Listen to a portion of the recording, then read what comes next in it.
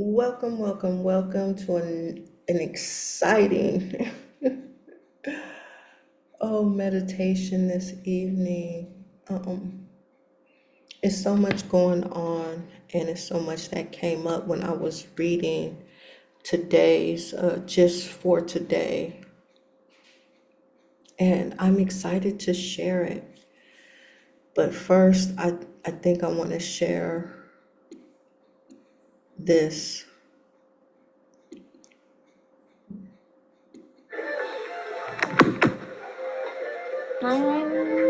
Yeah. I love my grandma, I love her too. So she loves me and I love her. I love her and she loves me. And then we came to be best friends and understanding that. Thank you. You're welcome. I had to share that being away from home and being away from the grandchildren, sometimes I just think about them. And when I went through my recordings, I was like, oh, that's my baby. I miss her. And it's an example of unconditional love. Children love you like no other, especially your grandchildren. It's a different type of joy that extends from the heart, and you feel warm and all fuzzy on the inside. And that's the kind of joy that I want to live every day because it's real.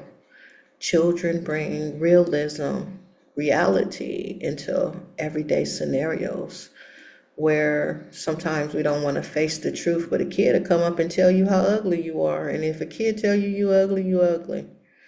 Now somebody hating on you, or she said I was ugly, she hating, or she jealous. Children tell the truth. And that's what I enjoy about my children and grandchildren, because let me tell you, they will let you have it. But what they share in their purity, in their innocence, is unconditional love. We don't have to be fake and phony around them. We just be ourselves. So I'll get right into the 16th precept. We'll begin. We'll have the reading for just for today. What I love to do is send metta. I'll share that with you as well as the Metta Sutta, and that will conclude today's sit. We'll have 3 chimes to open us up, and here we go.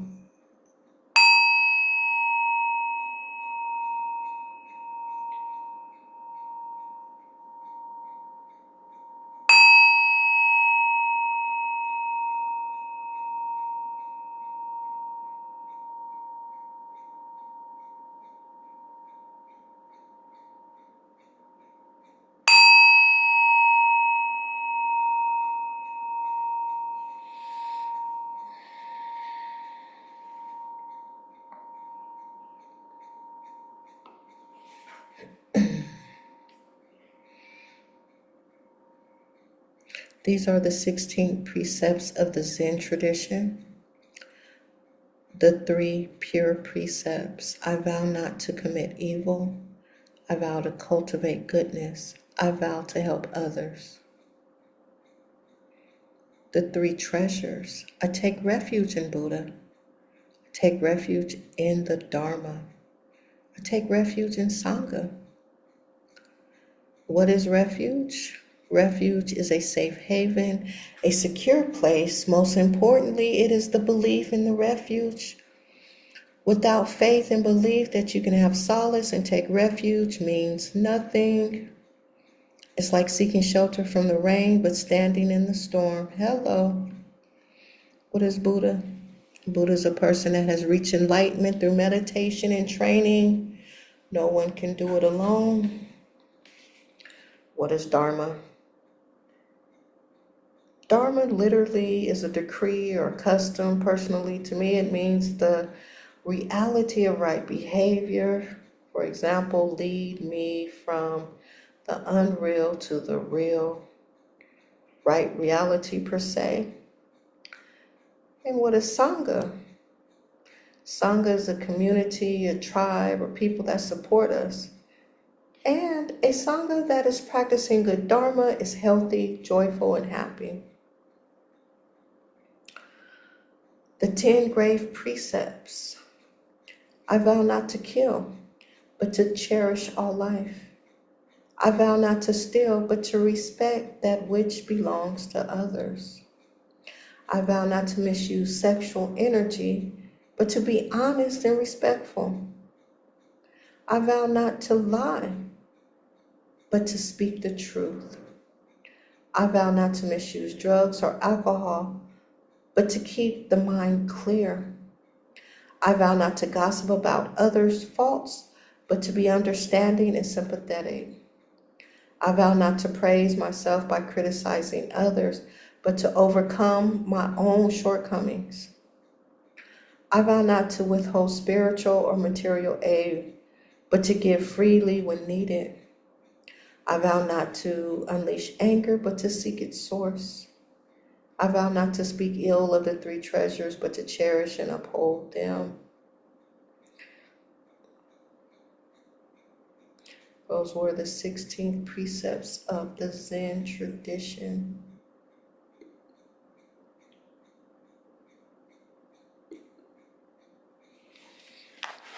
The reading for today,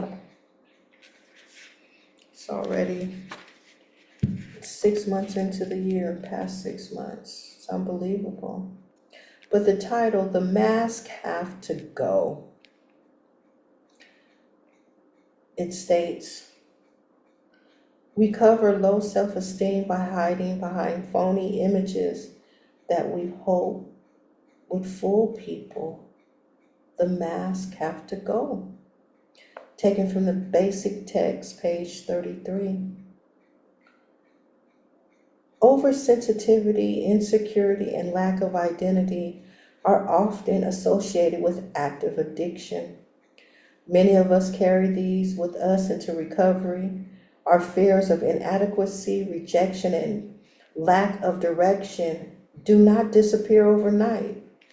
Many of us have images, false personalities we have constructed either to protect ourselves or please others.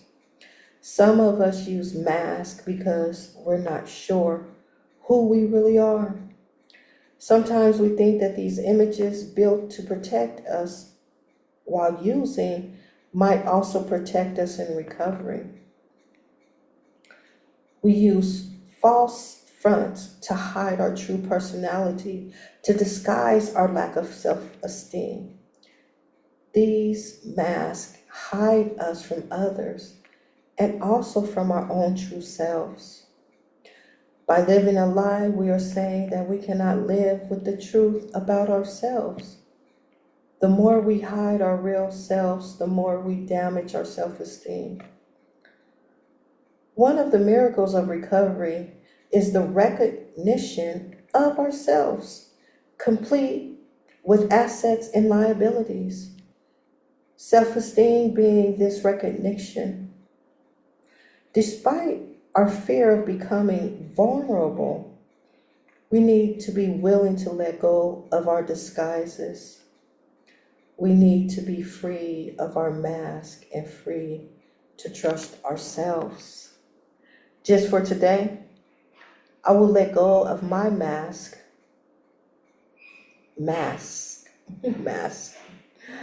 and allow my self-esteem to grow. And yes, I said it 3 times for not only emphasis, but the different masks that I have worn playing games, especially in my active addiction, using mind control to get my drugs for free. And I got more free drugs than anything because I had mind tricks over Depot. But masking who I really was and low self-esteem, not being worthy, not being good enough, was always covered up by makeup and how I dressed and how I spoke, and putting on a false persona and an image that didn't fit. And it wasn't until I started studying the Enneagram. And let me pull up this book to give you the title of anybody that's really interested in personalities and how our conditioning affects who we are. And that's not who we really are. We have to go in deep and through personality types and behaviors. I was changed. I was enlightened. And so the wisdom of the Enneagram, it went straight to the book. Rousseau. Okay, it keeps jumping back and forth on this Kindle.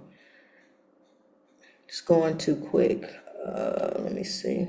Any name is Rousseau. The wisdom of the Enneagram, Russo.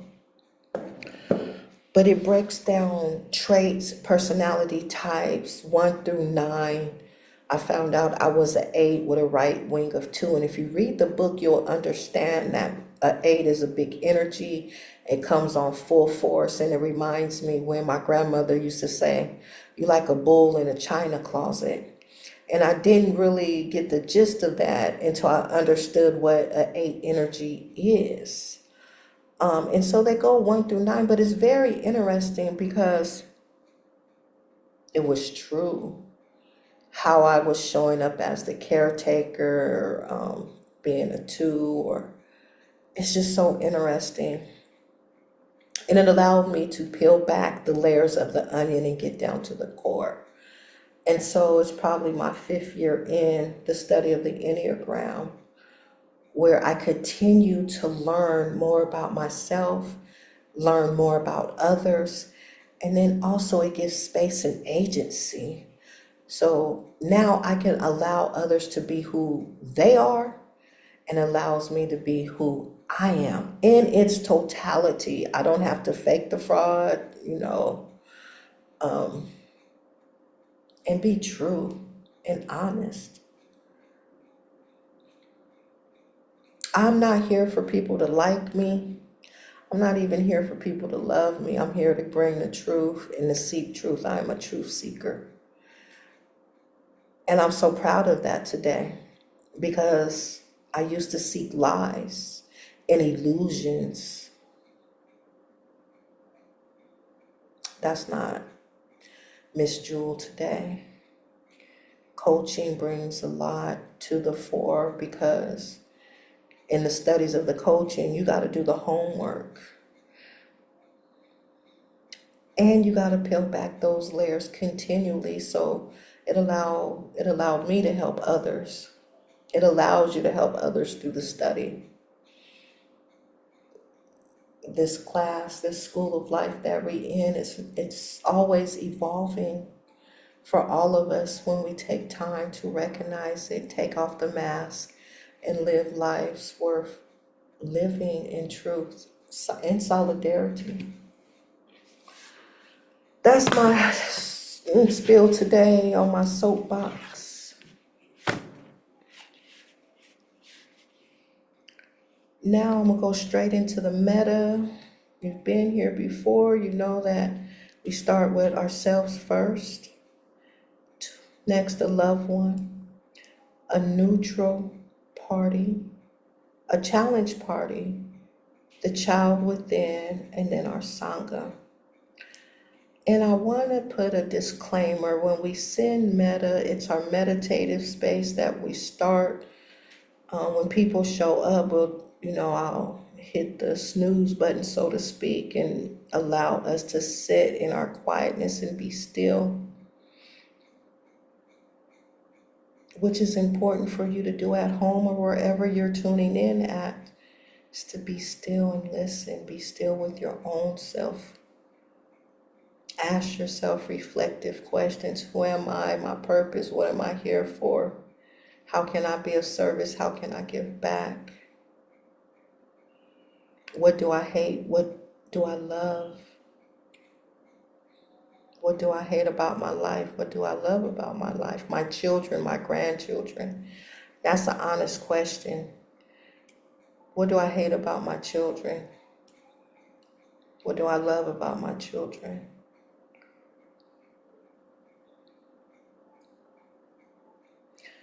Moving right along.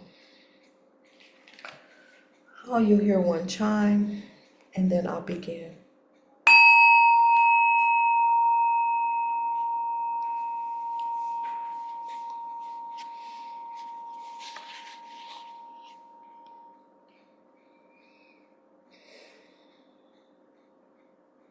Repeat after me if you're able, in an undertone.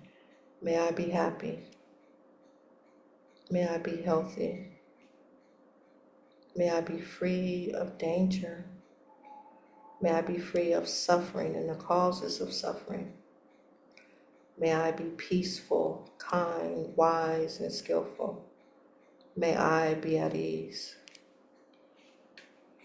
Now to a loved one, someone you dearly love, see them in your mind's eye.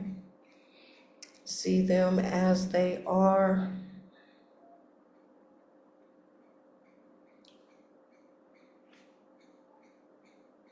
May you be happy. May you be healthy. May you be free of danger. May you be free of suffering and the causes of suffering. May you be peaceful, kind, wise, and skillful. May you be at ease. To the challenge party, an argument, a distant phone call, a faraway gaze. See the situation as it is, bring it to the fore and say, may you be happy, may you be healthy, may you be free of danger, may you be free of suffering and the causes of suffering. May you be peaceful, kind, wise, and skillful. May you be at ease. I invite you to take deep diaphragm breaths. Get real deep, down in the root, Whew, and blow it out. And we'll do that 2 more times. From the diaphragm, the root chakra. Whew.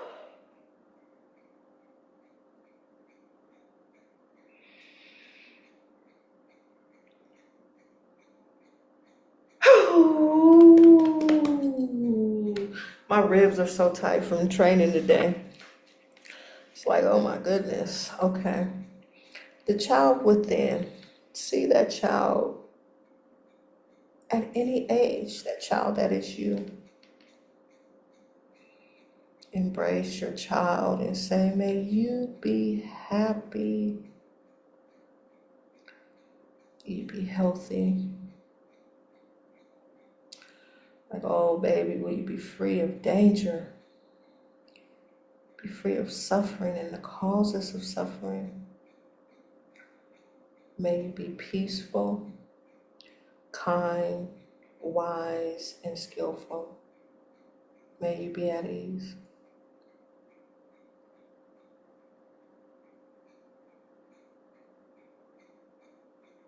I invite you to lift up your arms and hug your child.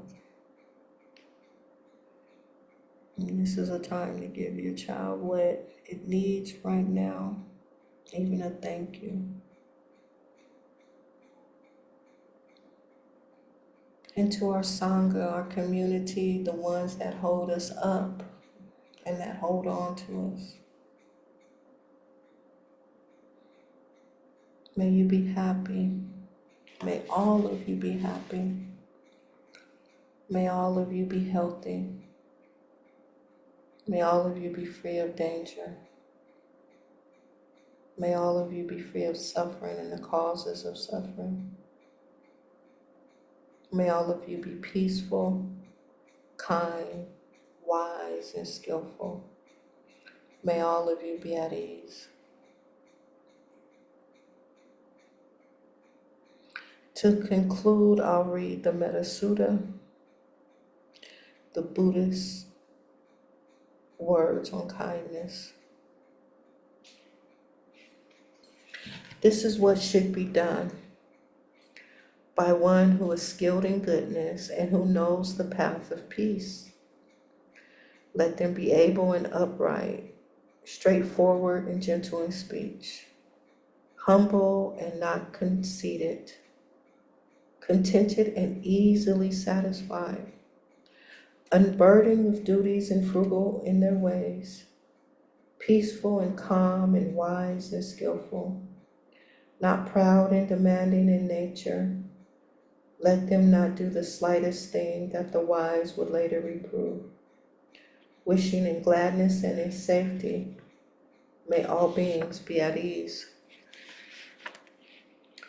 Whatever living beings there may be, whether they are weak or strong, omitting none, the great or the mighty, medium, short or small, the seen and the unseen, those living near and far away, those born and to be born, may all beings be at ease. Let none deceive another or despise any being in any state. Let none through anger or ill will wish harm upon another. Even as a mother protects with her life her child, her only child, so with a boundless heart should one cherish all living beings, radiating kindness over the entire world, spreading upwards to the skies and downwards to the depths, outwards and unbounded, freed from hatred and ill will, whether standing or walking, seated or lying down, free from drowsiness. One should sustain the recollection. This is said to be the sublime abiding, by not holding to fixed views, the pure-hearted one, having clarity of vision, being free from all sense desires, is not born again into this world. So there, my soul tribe, there you have it. We went over the 16 precepts of the Zen tradition. The reading from just for today was take off the mask, they have to go. We said metta, which is loving kindness, and we concluded with the Metta Sutta. Thank you. Abaraka. I'm learning Mandinka. Have a good evening.